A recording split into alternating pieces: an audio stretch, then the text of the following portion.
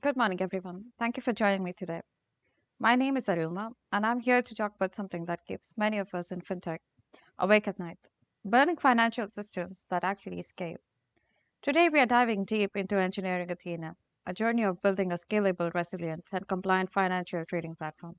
Now, I know what you're thinking another scaling talk, but here's the thing financial systems are different beasts entirely. They're not your typical e commerce platform where you can eventually consistent your way out of problems. In finance, if your system goes down during market hours, people lose money, real money. If your calculations are off even by a few basis points, regulators come knocking. And if you cannot explain exactly what happened to every trade 3 years ago, you might be looking at serious legal trouble. So today, I'm going to share the story of how we transformed Athena from a system that could barely handle thousands of trades to one processing millions daily across global markets. We'll cover the technical challenges, the architectural solutions, and perhaps most importantly, the lessons we learned the hard way. By the end of this talk, you'll understand why financial systems require fundamentally different approaches to scaling, and you'll have concrete strategies you can apply to your own systems. Let's dive in. First, let me set the stage. Athena is a financial trading platform that handles entire life cycling of trading operations. We are talking about trade execution, risk management, profit and loss calculations, real time market data processing, and massive end of the day batch reconciliations. To give you a sense of scale, we process millions of trades daily across global markets. Each trade might be worth hundreds of millions of dollars. And every single one of those trades needs to be tracked, valued, risk assessed, and reported to multiple regulatory bodies, often in real time. Now, before we jump into the technical architecture, I need to make sure we are all speaking the same language. Finance has its own vocabulary, and understanding these core entities is crucial to understanding our scaling challenges. Let me walk you through a simple example. Imagine Trader 1 wants to buy 100 units of a corporate bond from Trader 2. This happens on August 5th, 2025, at exactly 3 p.m. GMT. Both traders work for firms governed by different legal entities, and the trade will be cleared through a separate clearinghouse. This single transaction creates what we call a trade, the atomic unit of what actually happened in the market. But here's where it gets interesting. This one trade creates multiple deals. See, Trader 1's book shows that they now own 100 units of this bond. Trader 2's book shows that they received cash for selling these 100 units. These are mirror images of the same transaction, but they live in different books and serve different purposes. And that brings us to books. Think of them as accountant ledgers. A book is a collection of credits and debits, typically grouped by trader, desk, and product type. So we might have a corporate bonds book, a CDS book, a European derivatives book, and so on. Now, why does this matter from the engineering perspective? Because each of these entities has different scaling characteristics. Trades are write once, read many. Deals are frequently updated as markets move. Books need to be aggregated and reported in real time. Understanding these patterns is crucial to building efficient systems. So, a trade is a single executed transaction of a financial instrument. It represents the actual buying or selling event, capturing what happened in the market. Most of the key attributes in Athena are the instrument, for example, a bond, a CDS, which is a derivative type of instrument, the quantity, or the notional, which would be corresponding to the size of the trade, the price or the premium, the executed price, counterparties, which are buyer and seller, timestamp trade rate, the status, whether it's pending, settled, corrected, defaulted, etc. Typically, the life cycle in Athena goes as created when the transaction is executed, updated, rarely for trades, but usually for deals, just because of how markets move. To correct errors or mark status changes, recorded always exists in the book, forming the basis for positions, risk, and P&L. Let me show you how these entities flow through a typical trading ecosystem. Now, this isn't just academic. This is the actual architecture that every major investment bank uses with variations. First, we have the front office. This is where trades are born. Traders, salespeople, or electronic trading platforms execute transactions. These get captured in systems like Athena. Then we move to the middle office. This is where the magic happens. Every trade gets validated for legal compliance, credit risk, and regulatory requirements. Trades get assigned to the appropriate books. Price data gets enriched. Risk sensitivities get calculated. Only clean, risk approved trades move forward. Next is the back office. This handles settlement. We are generating settlement instructions, processing payment flows, reconciling with counterparties, and handling corporate actions like bond maturities or credit events. Finally, we have books and P&L, and this is where all those individual trades get aggregated into meaningful business information. Daily mark to market valuations, realized and unrealized gains and losses, risk measures like value at risk. Now, here's the critical insight. Each of these stages has different preference requirements, different performance requirements, different consistency requirements, and different failure modes. A traditional monolithic approach tries to solve all of this with the same architecture, and that's where things start to break down. Let me give you some concrete numbers. In our front office, we might see trade bursts of around 10,000 transactions per second during volatile market conditions. Our middle office needs to validate and enrich each of these trades within 30 seconds to meet regulatory requirements. Our back office processes settlement instructions that might not execute for days or weeks. And our books and P&L systems need to provide real-time position data to traders while simultaneously running complex risk calculations. Each of these has fundamentally different patterns: burst writes, real time validation, long running workflows, and mixed read write workloads. Trying to handle all of this with a single database, a single application server, and synchronous processing, that's a recipe for disaster. And that brings us to our scaling challenge. Let me paint you a picture of where we started. Picture the classic monolithic nightmare, but with financial regulatory requirements layered on top. We had single everything: one ingestion instance, one application node, one primary database with no replicas and no sharding. The only way to scale was to throw bigger and bigger hardware at the problem. Classic vertical scaling. Every single call was synchronous and blocking. If a trader wanted to see their P&L, that request would hit the same database that was trying to process incoming market data feeds and run compliance reports. Guess what would happen during market volatility? The system would grind to a halt. But here's what made it worse. We were running everything as batch jobs. Instead of processing data as it arrived, we'd accumulate changes all day and then run massive recalculations. These jobs would take 8 to 12 hours to complete. If anything failed at 3 a.m., our traders would start their day with stale data. And we had no back pressure handling. When market data feeds would spike, which happens every single day during major economic announcements, such as a government change or war, our ingestion threads would stall. This would cascade to user facing operations. Traders couldn't see their positions because the system was choking on routers' feeds. We were a single region deployment, which meant high latency for our London and Hong Kong traders, and any regional outage was a complete platform outage. But perhaps worst of all, our compliance and audit data was just extra rows in the same operational database. This created noisy neighbor problems and made it incredibly easy to accidentally break compliance invariants. So this is an example of what the monolithic approach looks like. At the top feeds, either legacy e-trading, which is when you use like an electronic platform to execute a trade, or a CSV upload of any sort of trades that the trader has already executed on their own platform, which then would have an HTTP polling infrastructure in between, which would provide all of these services to the ingestion service, which in the traditional monolithic approach would be single instance and would have some level of sync parsing. It would then go sit into a single relational database, which would be one in one region. It wouldn't actually have any replicas, and it would be mixed OLTP and OLAP, which would then eventually lead to a risk computation unit, a reporting dashboard, and a compliance logger. And all of these would run nightly in batches via a cron job. Sounds simple. This is the appropriate architecture if you have around 1,000 trades. Okay. But what happens when you try to scale it? So core traits, why this won't scale? This is basically single everything. One ingestion instance, one app node, one primary TP, no replicas, no sharding. Only vertical scaling is possible. It's synchronous coupling. Every call is blocking.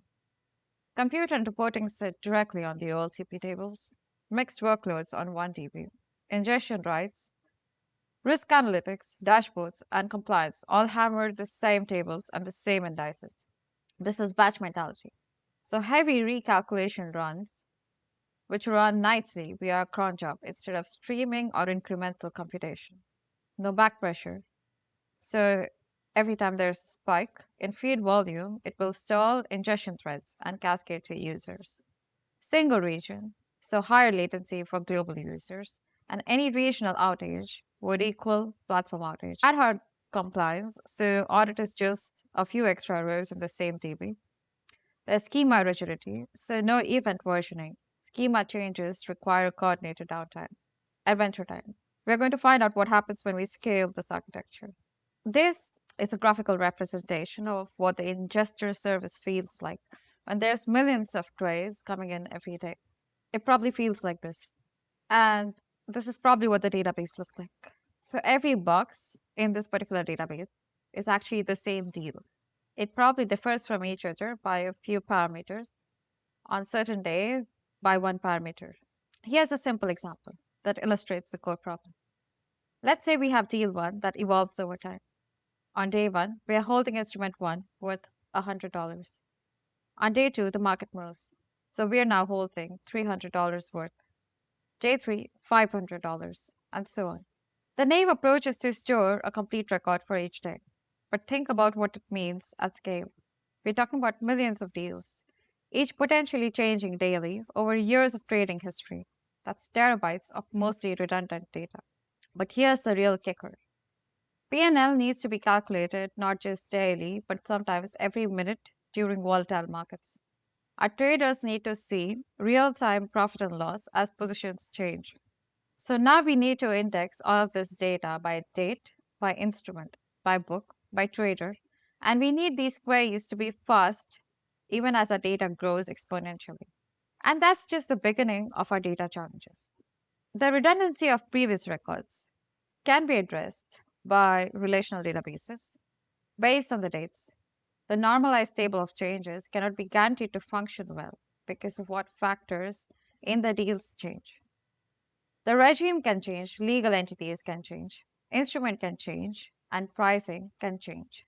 So, how do you maintain data that changes frequently?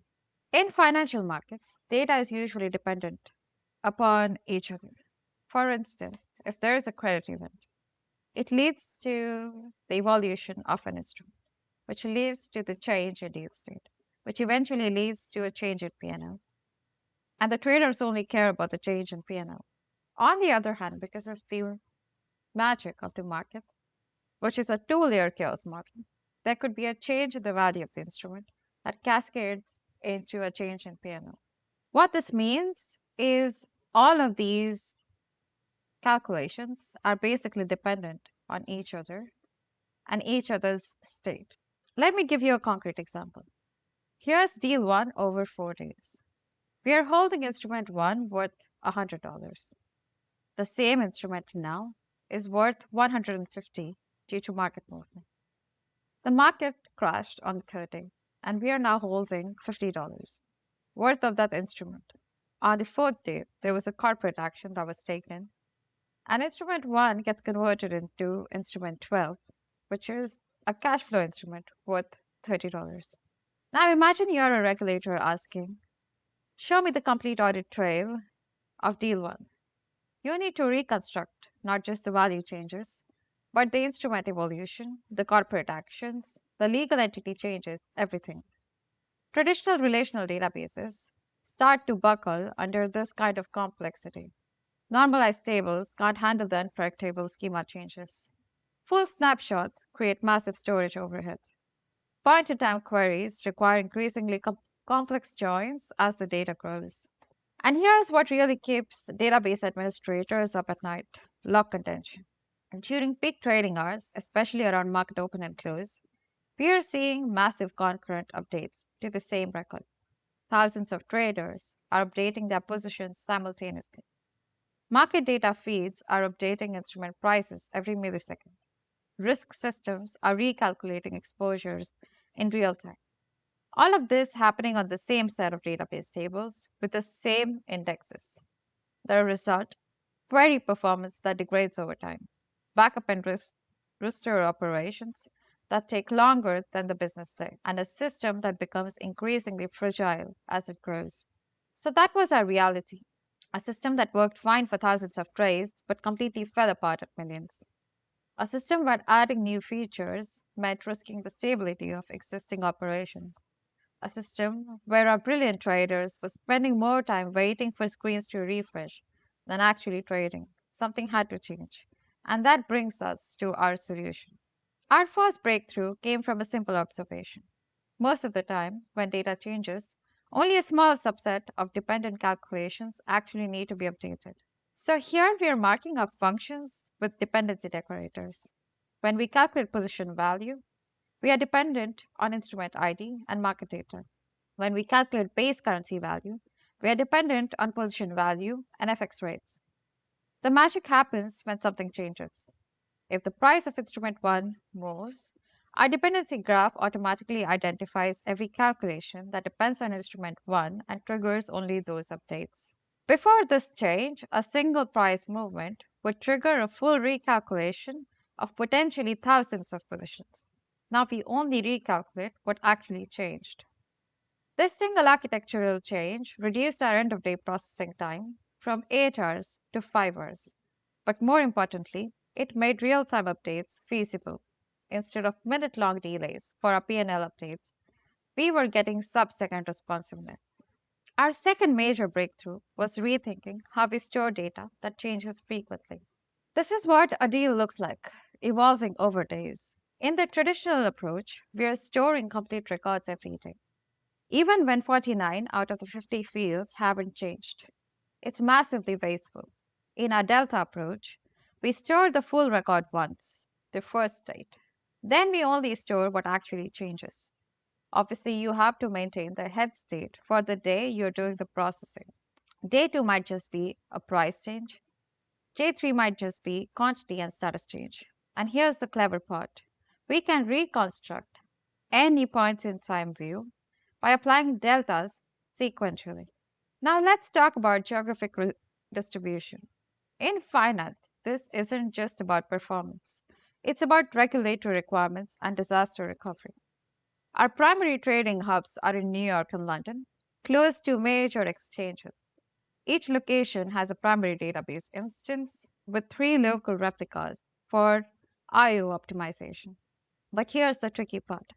We need synchronous replication within each region for consistency, but asynchronous replication between regions to handle network partitions. Why? Because when markets are moving fast, traders can't wait for cross Atlantic network latency. They need local data to be consistent and fast. But we also need to ensure that if London goes dark, New York has all the data it needs to keep operating. This is a classic gap theorem decision. In finance, we choose consistency and partition tolerance, accepting higher latency for global users during network issues. This diagram basically shows you potential locations of book records all across the US. So you can consider each of these dolls as a book. These are replicated across US geography because data loss events are geographically connected. Power outages, natural disasters, etc., are usually limited by geography. And this is a representation of the TB Hydra.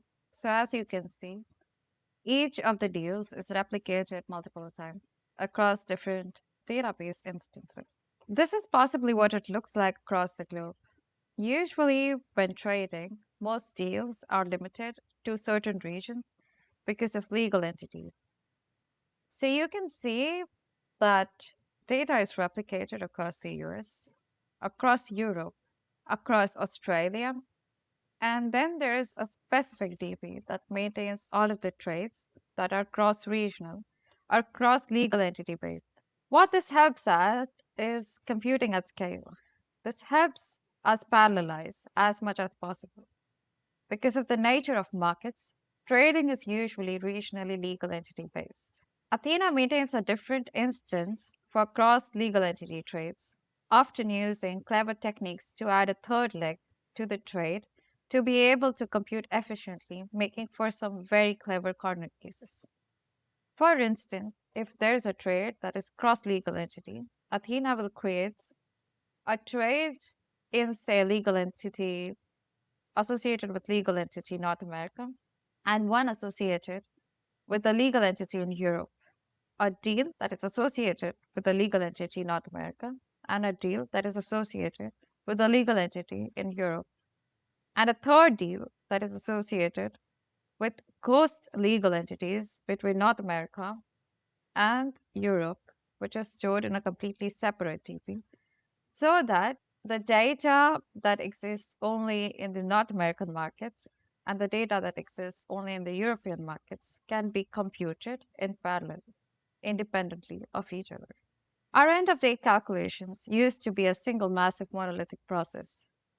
If anything failed, we would have to start over from the beginning. We completely redesigned this as a dependency aware parallel pipeline. Look at this architecture. We break down processing into independent units. Instrument A reference data processing runs on one compute node, for instance, instrument B on another. Deal processing for different books runs in parallel. But here's the key insight. We maintain dependencies. The P&L completion job cannot start unless all of the book processing jobs are complete. But if book 1 processing fails and book 2 succeeds, we can restart jobs for book 1 using the cached results from the reference data jobs. This fault tolerance approach transformed our end of day processing. Instead of AHR, all or nothing runs, we have resilient pipelines that can recover from individual component failures. The reason we have separated the instrument reference data processing from the deal state book processing entirely is that instrument A could exist in a deal that exists in both book 1 and book 2, which means that the instrument A reference data processing needs to be complete before book 1 processing or book 2 processing can start. Let me show you one of our most innovative solutions, compute building blocks or CBBs. The traditional approach pulls all the data to a central server and does computation there. This creates memory pressure, CPU contention, and IO bottlenecks. Our CBB approach creates independent compute nodes and loads data into its own memory space. It executes computation independently and returns results for aggregation. Think of it like AWS Lambda, but for financial calculations. Its CBB gets its own playfield to load data, run computations, and return results without affecting the main server. This approach gives us horizontal scaling for compute intensive operations while keeping the main system responsive for user interactions.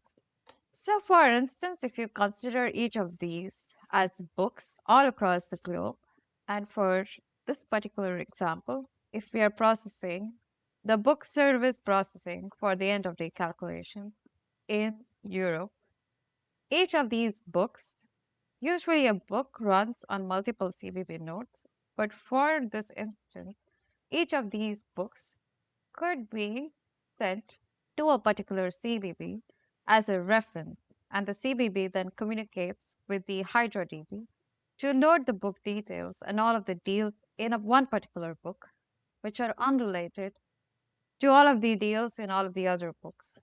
They could be related, but for the purpose of these P&L calculations, which happen on book to book basis, they can be considered independent, which means you have so much of parallel processing and you will basically save a lot of time. This is horizontal sharding because we are keeping data independent of each other. So, for every computation, in order to optimize for in memory computations and more parallelism, every operation is chunked into independent computable chunks, which form a lambda like function which executes upon its own CBB nodes, and the results are collated. For instance, instead of pulling refs from instrument 1 to compute metrics on the server itself, another compute block is shown a functional Hydra call to load data. So it loads in memory without affecting the compute of the main server.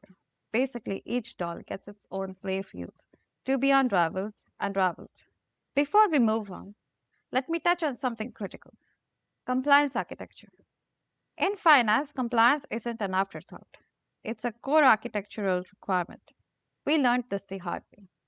Our solution was to separate operational data from compliance data physically. Our OLTP systems handle real time trading with performance optimization. Our OLAP systems handle regulatory reporting with long term retention and query optimization. This separation prevents compliance queries from impacting trading operations while ensuring we can reconstruct any historical state for audit purposes. We also implemented automated compliance feed processing. Every trade, every price change, every position update gets streamed to immutable audit logs. Regulators can access this data without touching our operational systems. So, this is the last step, but it's possibly the most important step. In certain cases, it comes after the deal state book one processing or after any deal state book processing. A story I have about how important this is in the financial domain is that there was a time when someone was running a Python machine learning based analytics script on a bunch of deals, which ended up choking a queue. And the deals that were supposed to be processed were left in the state of this deal has not been processed. Though it had been processed by the deal service, but not by the analytical script because of some bugs in the script. And it choked the queue, and it basically led to us paying $100,000 in fines to the regulators because we could not make the regulatory time frame. So back to Earth. Now let's address the elephant in the room. Why Python for financial systems? I get this question a lot. Python isn't fast. Python has the GIL. Python is dynamically typed. All true. But in finance, these apparent weaknesses become strengths. Financial instruments are incredibly diverse. Bonds, derivatives, swaps, credit default swaps, each with different attributes, different valuation models, and different risk characteristics. Python's duck typing and dynamic typing lets us handle this diversity without rigid schemas. We can represent a bond and a CDS with the same processing logic. Python's dictionary structures work beautifully with our indexing requirements. And we need raw performance. When we need raw performance, we drop down to C plus compute building blocks. The result is a system that's both flexible for rapid business logic changes and performant for compute intensive operations. Let me wrap up with the key principles we learned building Athena at scale. First, embrace financial domain complexity. Don't try to force financial data into simple relational models. The domain is inherently complex, and your architecture needs to reflect that reality. Build flexibility into your data models from day one and plan for frequent schema evolution. Second, optimize for change, not just scale. In most tech companies, data data grows but doesn't fundamentally change. In finance, data mutates constantly in unpredictable ways. Dependency driven updates beat full recalculations. Delta storage beats full snapshots. Event driven architecture beats batch processing. Third, separate concerns physically. Don't try to optimize operational data and analytical data with the same approach.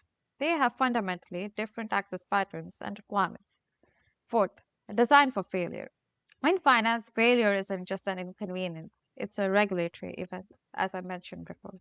Build independent processing units, cache in intermediate results, and have graceful degradation strategies. Let me share some of the pitfalls we encountered so you don't have to repeat our mistakes. Premature optimization. We spent months optimizing the wrong bottlenecks because we didn't properly profile our system under realistic load. Start with clear business requirements, profile before optimizing, and measure the impact of every change. Ignoring data lineage. Financial regulators don't just want your current data, they want to understand how you got there. Build audit trails and data lineage tracking into your architecture from the beginning. Don't board on compliance as an afterthought. Third pitfall, understanding operational complexity. Multi region deployments, monitoring distributed systems, handling partial failures. The operational overhead is significant. Plan for it and budget for it.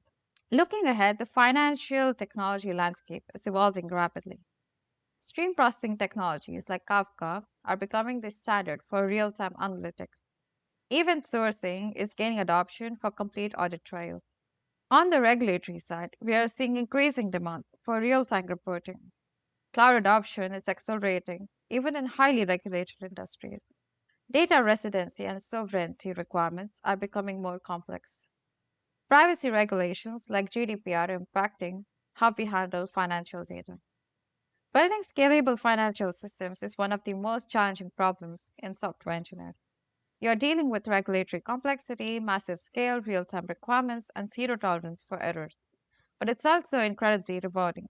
When your system processes millions of trades flawlessly, and when traders can react to market movements in milliseconds, when regulators can access audit trails instantly, you're enabling the global financial system to function more efficiently. The key is to respect the domain complexity while applying sound engineering principles. Don't try to solve everything at once. Start with your core delta model, build flexibility and observability from the beginning, and scale incrementally. For instance, this is what Athena basically looks like. This is what any trade model would look like. Any trade management platform would look exactly like this. There would be the trade feeds, there would be a trade ingestion layer, there would be a trade and deal service, which would eventually be compiled into a book service and which would have to go to compliance. The trade and deal service interacts heavily, in this case, with the distributed compute, which interacts with the database and also outputs PNL and risk computations. The CBBs are also associated with event payments, which pop out alerts, notifications, and corporate actions, some of which eventually come and lie into the queue of the trade and deal service, depending upon your use case. They also connect to monitoring dashboards and other regulatory reports. Sometimes the compliance services and the regulatory reports are connected based on what sort of regulatory agency you're reporting to. So, this is what Athena high level scalable architecture looks like.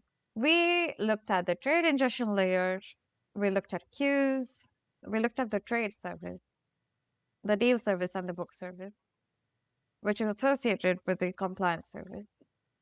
We looked at ways to parallelize all of these services and to shard data because most of the data is high scale but it's independent of each other. As a matter of fact, it is required for the risk and P&L calculations that each book be independently weighed against the compute metrics. All of these services, they interact with the distributed compute, again allowing for even more parallel, which interacts with the Hydra database, which is geo-distributed, which basically means that a trade that is executed in a certain geo region would only be touching a particular geolocated service instance, a geolocated compute block instance, and a geolocated Hydra instance. And Hydra is replicated in order to improve IO bottlenecks, which eventually leads to regulatory reporting and other monitoring services. If you compare these two models, this is the monolithic approach, and this is the highly scaled approach. It looks almost the same, except this is after the HTTP polling. This is not an asynchronous service. So anything that would be blocked in between would be a blocker for any sort of other request that the service would want to get at that time. On the other hand, because of our parallelization approaches, if a node fails, there are other nodes that can take over because of the replication of data. A lot of data is independent of each other, geo-distributed, which means any failures in London would not affect anything in New York. Here on the compute node would not mean that the service is down for every sort of request, which is not true in this case. Thank you so much.